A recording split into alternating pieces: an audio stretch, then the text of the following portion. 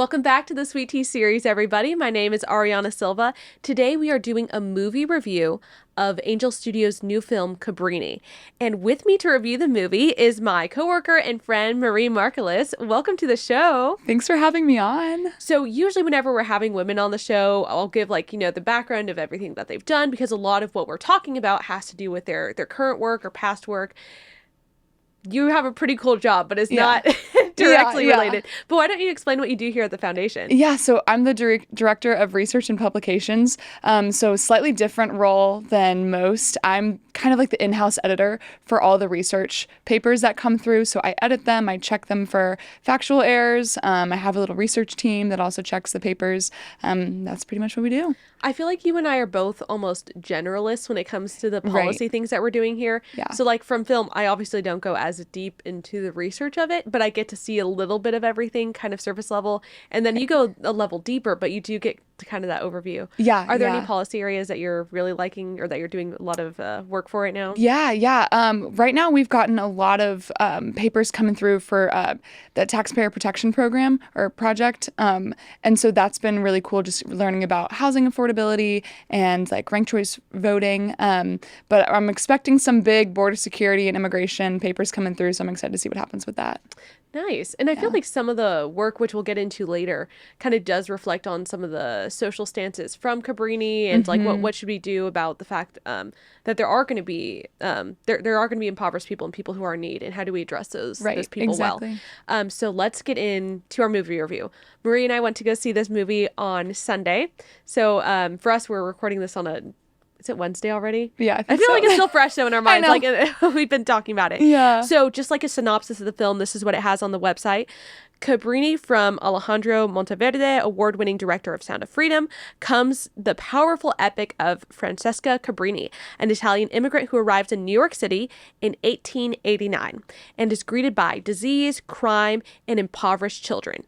Cabrini sets off on a daring mission to convince the hostile mayor to secure the housing and healthcare for the society's most vulnerable. With broken English and poor health, Cabrini uses her entrepreneurial mind to build an empire of hope unlike anything the world has ever seen. Yeah. So that is what Cabrini is about. And for us, I guess, Saint Mother Cabrini would be, or Mother Saint Cabrini. Do you know the order of what? I think it would just be Saint Francis Cabrini. I'm thinking about like Mother Teresa, but we call her Saint Teresa of Calcutta. Mm-hmm. I don't know, maybe. I don't remember what order the title's going. Yeah. But so like I think it is important for us to like just give that background of we are seeing it also through a Catholic lens. Mm-hmm. So I think that might inform a little bit of how we're interpreting the film. But the other cool thing is you are connected to the film in a different way as well. So you're descended from Italian immigrants who came to America during the same era. So do you want to talk a little bit about your family history? Yeah, so it was my great-great-grandparents that came over from Sicily in like the early to mid 1800s, and they came through Ellis Island and ended up in New Jersey and have been there ever since.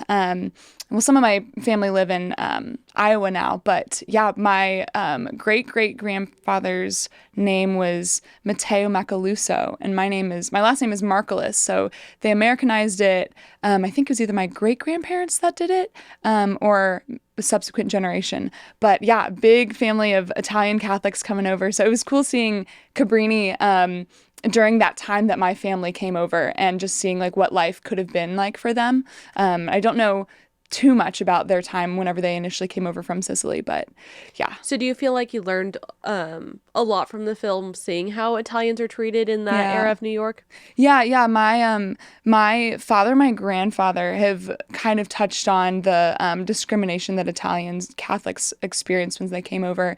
But it's one of those things where it's hard to kind of visualize that when we don't experience that at all today. But yeah, I loved the movie for that aspect. It was very personal getting to see that. So let's start with the movie review with the first impressions. So how would you rank the film? Would you recommend it to people? Gosh, yeah, I definitely recommend it. Very impressed by Angel Studios. I think it's really cool seeing Christian filmmakers go out and make films that are actually worthwhile seeing.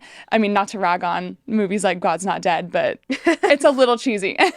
So seeing really cool movies, it was the same filmmaker who made Sound of Freedom, which was phenomenal, who made Cabrini. And so I just think the quality of the film was excellent. The score was beautiful. They had a song by Andrea Bocelli at the end, which I was very impressed by.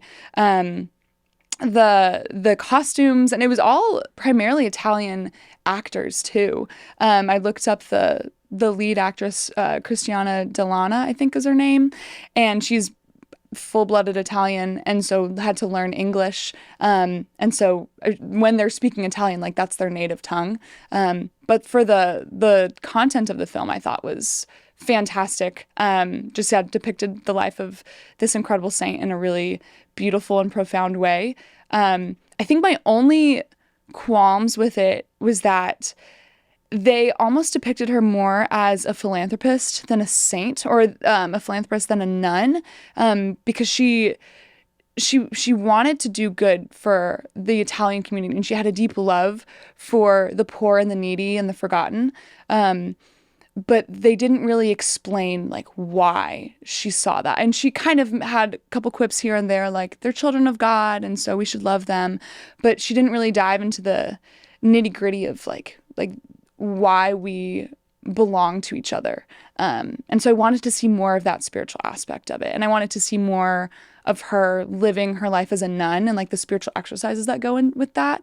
But overall, still a great film, and I think depicted it well. And there's a piece of me that feels like I need to give a little bit of, I guess, grace to the film, because you only have they went a little bit over 2 hours, I think, with the film, but you only have a certain amount of time to be able to depict the life of someone who was an incredible woman who had her mission ended up going across the world like she had always envisioned.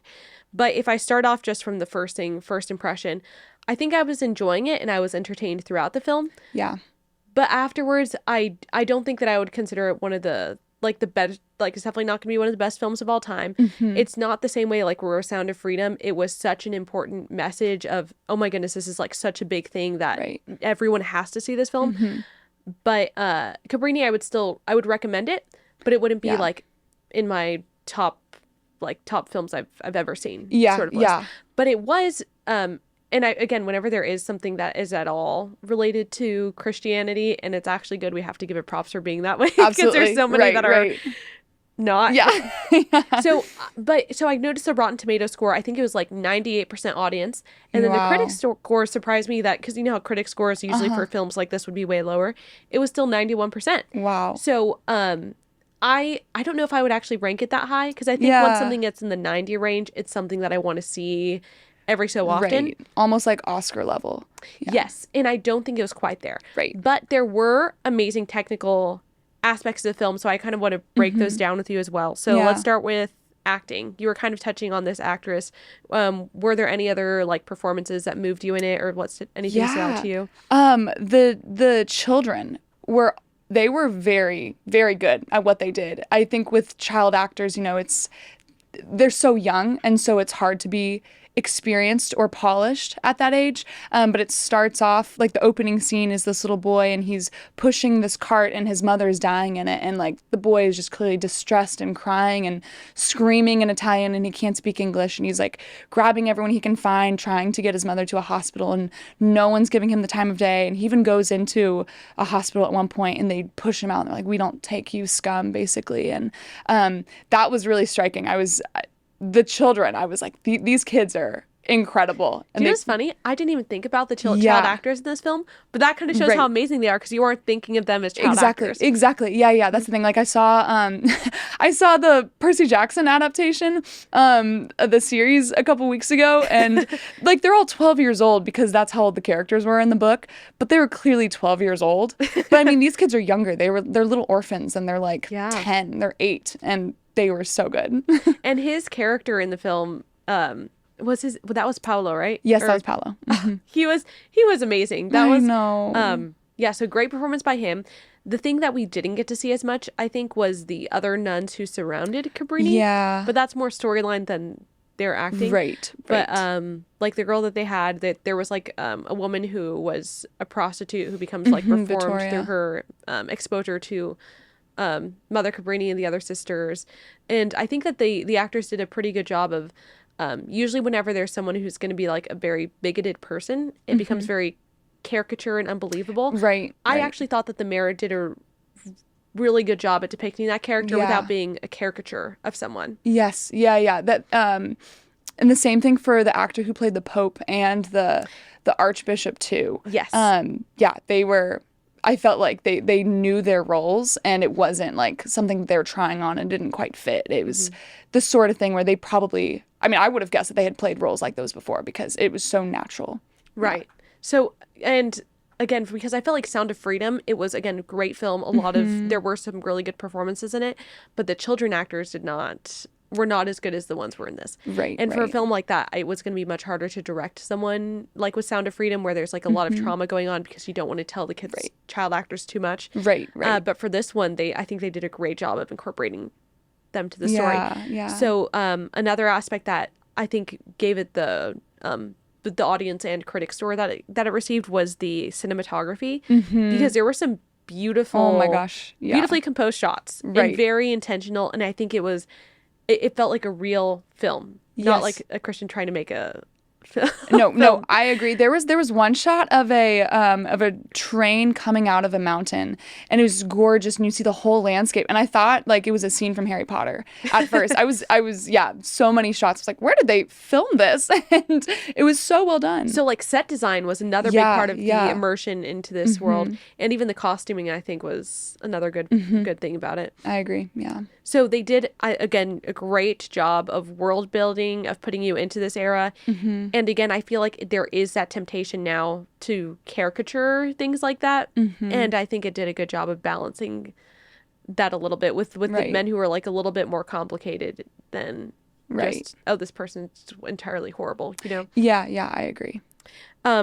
So the big thing that I left, though, considering was, I guess just, is this a Christian film? Like, would that actually be the way that I would describe this as a genre? What do you think about that? Yeah, I think it is a Christian film. I mean, objectively, it's about the life of a Catholic saint. But I think a lot of the themes that they touched on, you could argue would be distinctly Christian. Like I think, for example, about like one scene that stood out to me was there was an older boy who was like 13 or 14, and his name was Enzo, and not to spoil it, but he dies in an explosion. And there's a scene where Cabrini she's sitting on the front steps of this dilapidated hospital with Paolo, the little boy, and she's sobbing. And there's another scene where they find the body of a dead girl, and she just breaks down and cries. And you see her heart for these children and for the needy. And I kept thinking of the theme of like spiritual motherhood, you know. And I mean, she's a nun. She's a virgin. She's celibate. She like will never be married. Will never have children. Will never really have a family of her own. But in this role, she's a spiritual mother to everyone she comes in contact with. And I think that can be a distinctly Christian theme that we don't see anywhere else. And I think because it comes from the Christian understanding of I am my brother's keeper, and these souls are entrusted to me just like I'm entrusted to them. So I think that was one of the major things that stood out to me, that I was like, okay, this is the hallmark of a Christian movie. It's like just that depiction of motherhood that is only could be present in that way in a Christian film. Right. That's interesting, because I actually, let's stick on the motherhood aspect of it for a little bit. There was another thing that was just a really it was something in the script that was just kind of a small but very moving moment. So there's one of the other sisters, they're trying to get this orphanage ready to be able to welcome kids, and the one who's going to start making the clothing has two different pieces of fabric, and she comes to Mother Cabrini and says, which one? This one, like kind of suggesting one. She's like, this one we can do, it's a lot cheaper. And Mother Cabrini says, no, we're going to do the other one because the children will be able to notice, and we want them to know that we think that they deserve the best. Right. Yeah, it's like recognizing the inherent dignity in every human being. Yeah. But it wasn't just that. It's just almost a, I guess just this concept of when a mother like cares for her children, sometimes it's not all about like the numbers. You're wanting to go above and beyond for them, even if it doesn't quite make the most logical sense it's something that is Yeah. unique to motherhood and how a mother would treat Right. her own children. And Cabrini really takes on that role Right. for these kids. Right. And I think kind of going ahead a little bit, I was the question that came up in my mind was, the it's kind of turned into a joke now, but the question of what is a woman, and thinking about like Cabrini so many times in the film, she was rejected or denied because expressly she was a woman. Like that was the main basis of it. And so thinking about like, okay, what is a woman, and going back to like, it's not just physical attributes. It's matters of the heart and characteristics, like the intangibles. And so like spiritual motherhood is one of those things, and like a certain sensitivity to things, and empathy and compassion and peace, and a quiet strength that I think a lot of women embody, which I think in more secular films, they're so quick to disregard those things. But with this movie, which I think, yeah, you could say this is another reason why I would consider it a Christian film, is because they elevate those things that define a woman. And I think our world is so comfortable with saying, well, if you look like a woman and talk like a woman, then you're a woman. But that's not exactly it. It's so much deeper than that, you know? Right. And to kind of continue on this point of her exemplifying these like very feminine attributes in a very powerful and moving way. So this is a quote from her real life, because I was going through like different biographies and stuff of her. So she said, "What we as women cannot do on a large scale to help solve grave social ills is being done in our small sphere of influence in every state and city where we have opened houses. In them, we have shelter and care for orphans, the sick, and the poor." And I think it was also just this recognition of, I can't always do the biggest things that I can, Right. but I'm going to do the most that I can in the places where I am. Right. Yeah, I think that's exactly correct. And I think that contributed to her being just a good leader as well for her community. But the one thing that did stand out to me is, as much as it reflected on those aspects of her and could be seen as Christian, the reason why it's hard for me to make that decision of classifying this as a Christian film is that usually I feel like Christian films will go, they're very on the nose, like very, it almost painted to unrealistic ways. Yeah. This one I felt like didn't incorporate her prayer and spiritual life enough to quite be where I would call it a Christian film. Yeah. And there were even some problematic lines with that. So again, like her real life quote, again, very humble, very, it's very, I don't think ambitious is the right word, but it's just, it's desiring to do the best that you can with what you have and like push forward from that. But it's not prideful.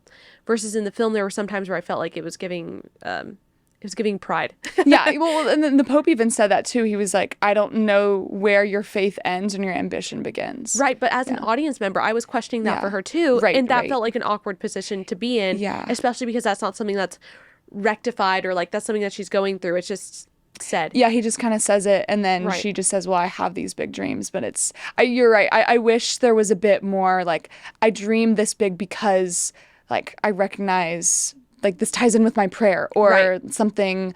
I don't know if she had any experience of divine revelation, but like tying it back to the ultimate good, which is God. And so I had a few like what I'll call just, I guess, problematic lines isn't the thing that I would call it. I actually labeled this on my cards, lines I hate. Yeah. So, but whenever these nuns are getting ready to come to America to accept this mission, which it very much seems like is a mission from God, but what Cabrini's encouraging them, she says, we must trust in ourselves the purpose of our mission. Yeah. And as I'm reading this on screen, because she's saying it in Italian, you're seeing the subtitles, I was like, I hope that was a mistranslation because... Yeah. I think like right before you see a tiny little icon of Jesus in the back, but it's like you just pass by it. Right. Yeah. And so I was actually watching some people because I was like, I'm not sure if I'm the only one feeling this way. And someone online was saying they did a good job of like creating a really Christian background for this film. But that's what it was. It was the background. It wasn't the forefront. Point. So that was one line where I feel like the real Mother Cabrini, based on her work and just her talking about humility. And there's actually one quote I was reading from her where she pointed to the fact that if she noticed that this one nun or person who was applying to be a sister was very, I guess the ambition that you were seeing of her in the movie, but just someone who seemed to do it and prop up themselves, even though they wanted to do something that would be good. And she was saying that she wouldn't take someone on who didn't have humility about their mission. Right. So it just felt like it wasn't something that the real Mother Cabrini would have said. And I feel like instead she would have said, we must trust ourselves in the Lord, you know? Right, exactly. And I think too, I mean, part of the mission of serving the poor, like you have to humble yourself. There's no room for pride. You've got to make yourself so small because that's where you're going to be meeting people. And the only way to truly humble yourself, but be able to continue your mission in an effective way is to look to the cross and rely completely on the Lord for that. Right. Yeah. And the other thing, the other quote that I had on the lines that I hate was there's so this woman who at the beginning of the film, she's a prostitute, but these nuns come into America the first time. They have nowhere to stay their first night, and actually I looked that up. That part is true, that they had nowhere to stay, and they found like a room to cluster in all together. Yeah. But in this movie, her heart's moved for them, and then from that she provides them a room, and from there she continues on with them throughout the movie. But she's grieving her past and her sins, and she tells Mother Cabrini, there's not enough water in this world to make me clean. Yeah. So what were you expecting to come next when you heard that line? I mean, I think the most obvious thing she could have talked about next was baptism and or just like the saving waters of Christ and washing our sins clean. And yeah, you're right. She just kind of said that. Well, what she said instead, Cabrini's response was something about, we are both survivors. Yeah, which had something. I'm sorry, you don't justify yourself. Right. It was a callback to when Cabrini like almost drowned earlier in her childhood. But you're right. There were so many instances like that where like, okay, here's the big finish, and then there's just nothing, and it turns back into yourself. And it was kind of trying to remember what exactly the final line was, but it's whenever she's meeting with the mayor, and the mayor says something like, "You would have been a great man." And I think she says, like, no man can do what I do, or something along the lines. I didn't like that line. Yeah. Because I'm like, actually, there's a lot of men who have these charities, so a lot of men can. Yeah. But what I think would have been a better line is, a man could not do what I do like I do it. Yeah. Well, and I was thinking, too, about, like, her name is, originally it's, like... Francesca, right? Yeah, Francesca Cabrini, but then she adds Xavier in her name, Frances Xavier Cabrini, whenever she becomes a nun in honor of St. Francis Xavier, the missionary. And so it's like, well, he was an incredible male figure that you clearly looked up to, and I think they also kind of miss that in the movie, right? too. And I think that there were things that that men couldn't tend to the hearts of the children in the way that she did, and like have this. I don't think that they could tend to them maybe in the same way, and that would look different in her, but that wasn't what the line is. And so that's where I kept seeing in the movie that they would show her type of motherhood that she took on, but I didn't feel like the lines always reflected that. Right. And that's where I kind of go back to my initial reaction was like, okay, you're portraying her as a philanthropist. And I like what you clarified earlier, like this was a Christian background. And I think I was so primed to accept it as a Christian movie, and I still view it that way. But there's just so many ways it could have been expanded upon. Right. And I guess the other film that I kept thinking of during this was Les Mis, which is one of my favorite musicals, films actually of all time. Yeah. But part of what I like about it, and sometimes I question, like, would I count Les Mis as a Christian film? But I think Les Mis is actually more Christian than this movie was, only because I think that it addresses Christianity and the role that it plays in people going to heaven more directly than Cabrini does. But I mean, do you have any thoughts on that? Yeah. No, that's an interesting comparison because I did see, I mean, stylistically, the movies, I was thinking of Les Mis as well. And of course, with when she meets Vittoria, the prostitute, like, I mean, so many parallels with Les Mis. I did appreciate about Cabrini, which I think we see that very clearly in Les Mis, is how throughout our lives, there are going to be many ordinary opportunities to serve Christ in the poor and like serve those directly in front of us. And they're very ordinary. And I think you see that a lot in Les Mis where, I mean, yes, like Jean Valjean has this huge conversion, but a lot of the struggles that him and the other characters face are struggles that we deal with every day.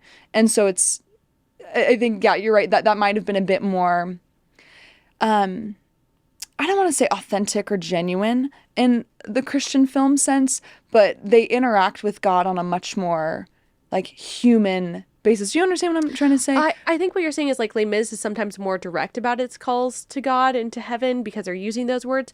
But if I'm understanding correctly, but in Cabrini, it calls to like the ordinary Christian life in how we would actually exercise our religion and relationship with Christ. Yeah, and I think with like Les Mis is they recognize their own misery, and so they keep turning back to God, but they recognize that in the smallest ways. And I think where Cabrini kind of fell flat was like the lines that were said were like they recognized that they're dealing with the same sorts of struggles, but they didn't really say like, okay, so I know who I need to turn to now, which is Christ. Right. Yeah. So it was just missing that secondary piece. It was somewhat implied and it left it available. Right. But if it's going to be a Christian film, I just would want to, and you don't have to tell me. I could just see it. Yeah. So there were certain times where I'm like, I'm not even asking you to say it, but you can show me, even if you just saw someone getting baptized for half a second. Yeah. And which could have been intentional too with Cabrini. I think we talked about this afterwards because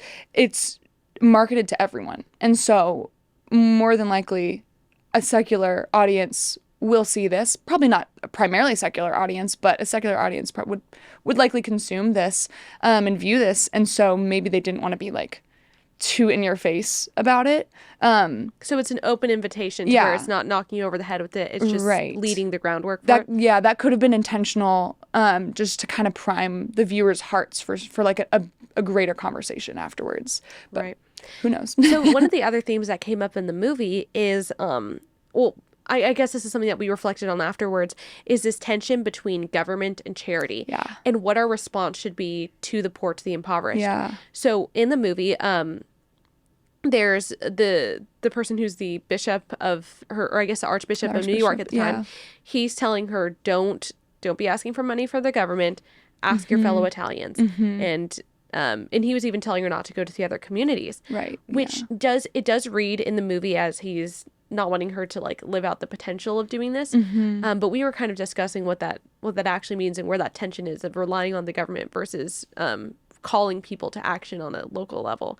So yeah. It was funny because that was one of the questions that I was first asked whenever I came to TPPF. Like, what do you think the proper role between charity and government should be? And so that was kind of the back of my mind as I was watching the film, because the obvious answers, or the obvious options for Cabrini was, I'll go to the state, I'll go to the city, I'll go to these other established institutions for funds. And she does go to the Italian Senate when she goes home at one point. But like her knee-jerk reaction is to turn to government. And I think it's not unfounded. It's what we do today.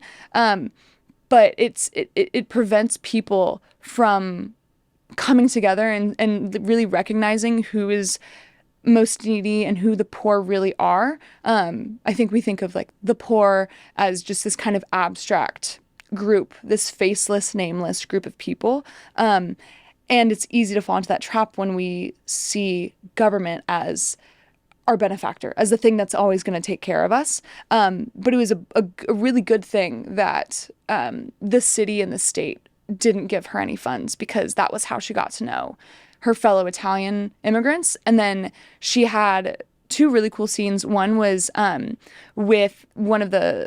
it was with an Italian opera singer, and she goes to his house and she talks to him, and he kind of bears his soul to her a little bit. And he's like, I'm never helping you. Like he had problems with the church, but later she goes back with children and they sing in front of his house. And it's a really beautiful thing because they sing in Italian, and, that's his native language. And so he's just weeping and moved.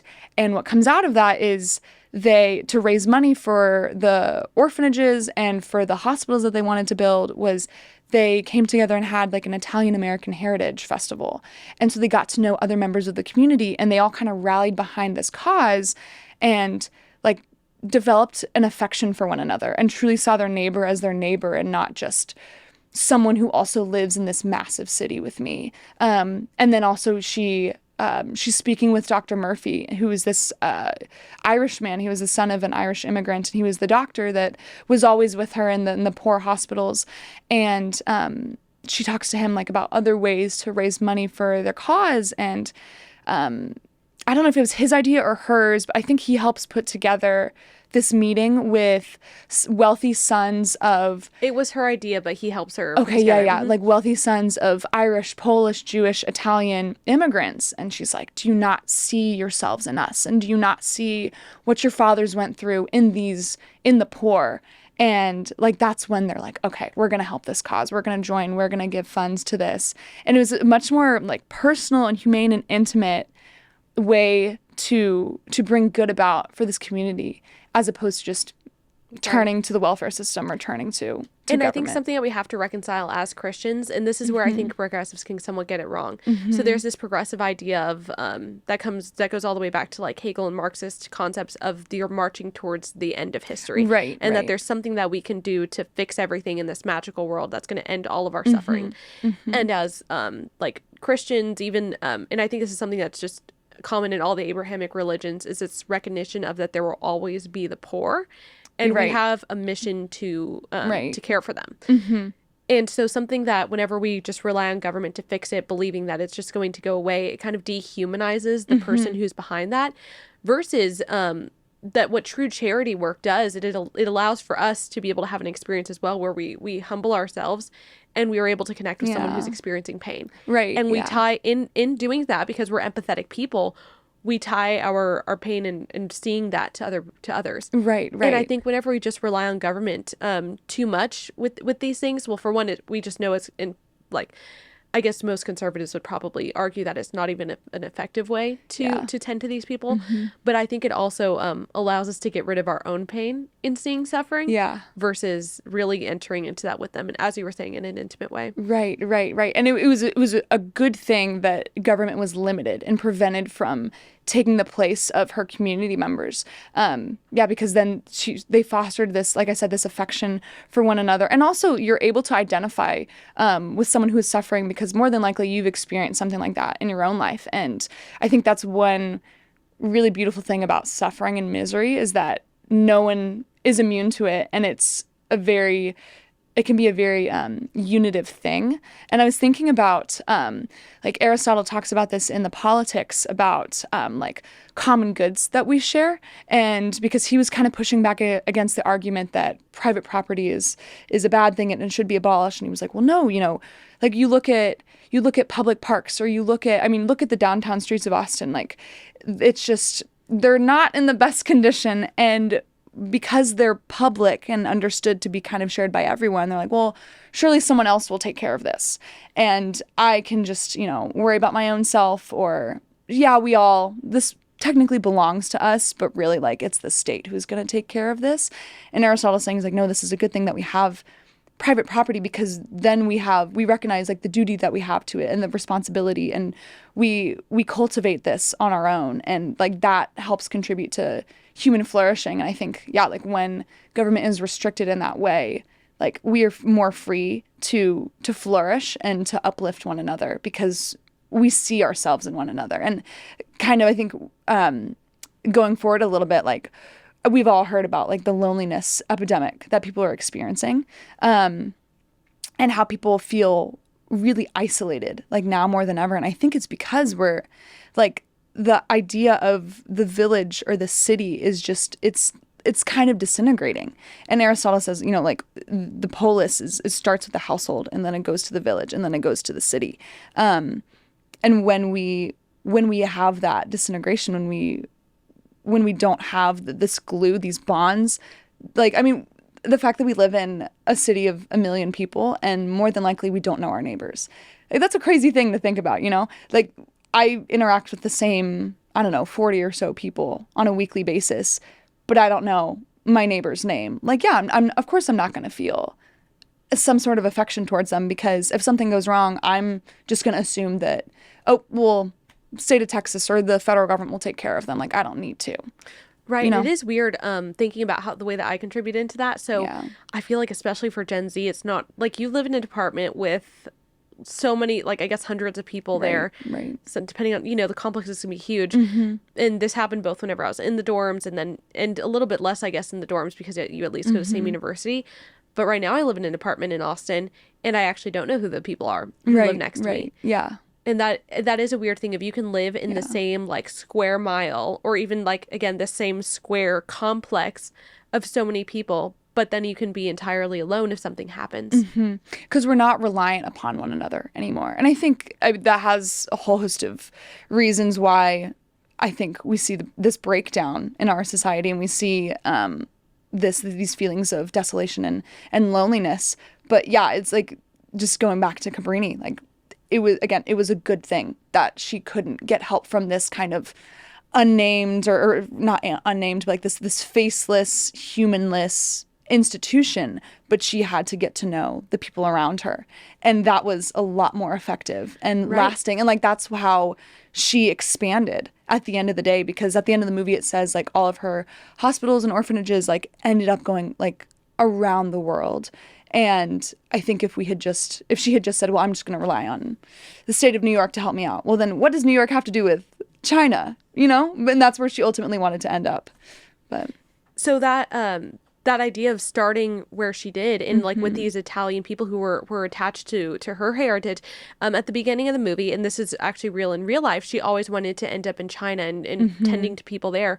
But whenever she meets with the Pope to prove her mission, he says not the East, but to the West. And that's actually a line from real life too that he really? told her. So I was glad That's that cool. made it into the Yeah. movie.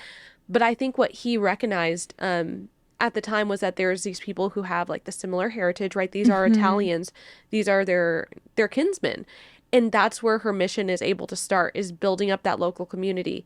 And only, I think, because, like you said, she learned to build up this community to be able to support each other, is how she was able to then go to the next one and build a community around it, and the next one, until she did end up eventually in the East and in China. Right, exactly.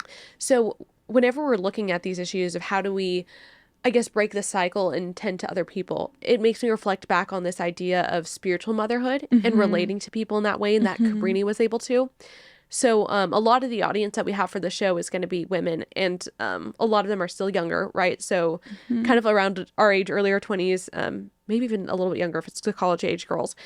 But most of us aren't mothers yet, right? But some people are never actually called to, Right. I guess, literal motherhood. So how do you think that we can start tending to other people as spiritual mothers in our community? Yeah, that's a really good question. Well, to preface it, I was thinking about one of the gospel readings this past Sunday was about when Mary, the sister of Lazarus, broke the perfumed oil and poured it over Jesus, and Judas is like, what is she doing? We could have sold this for however many days' wages. And Christ kind of rebukes him and says, she's like, she's doing this for me. I will not always be with you, but the poor you will always have with you. And so thinking about how the poor, like, sadly, that's something that will, like, we will never be able to alleviate poverty and suffering in that regard.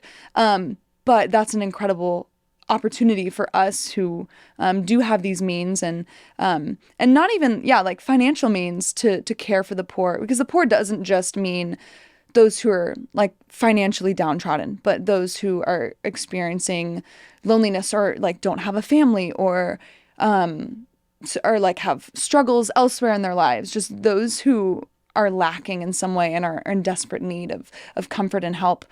So tying into what it means to be like a spiritual mother to others, I think, gosh, the easiest way is just to spend time with one another. Like I think about, I have a couple friends, and what they do is, I mean, they're our age, so they're young, they're not married, don't have a family, but they go and they sit with the elderly in nursing homes, and they visit the people that no one comes to visit anymore, and they develop that friendship, and they create these ties and these bonds with these people who don't have the family, that don't have this family around them. And so in that way, like, my friends are able to, like, maybe not, they probably don't see themselves as spiritual mothers, but they're comforting these people who are needy and comforting them who are alone. And so I think that's a really clear example of that.